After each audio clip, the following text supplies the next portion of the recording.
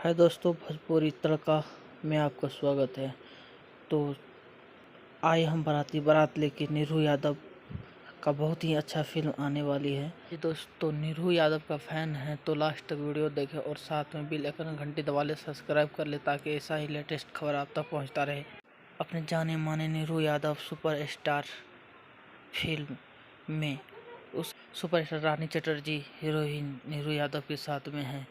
तो और भी हैं तो आप लोग कमेंट बॉक्स में ज़रूर लिखें कौन सा हीरोइन के साथ में शूट करता है और बहुत कितने अच्छे लगते हैं। और इसमें फिल्म में बहुत ही भोजपुरी। एक चीज़ और दोस्तों बता देना चाहता हूँ, नीरू यादव का फिल्म बहुत ही जल्दी यूट्यूब पे आने वाली है और आप लोग सब्सक्राइब कर ले, बेल आइकन घंटी दबा ले ताकि बहुत ही जल्द आपको पता चले कि कब आ रही है फिल्म और आप तक पहुँच जाए।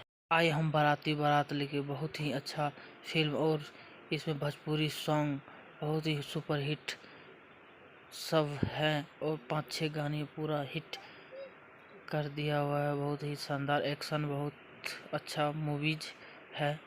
आए हम बाराती बारात लेके बहुत ही ज़्यादा हिट होने वाले हैं फिल्म और बहुत ही ज़्यादा चर्चे चल रहे हैं इस फिल्म के बारे में। रानी चटर्जी और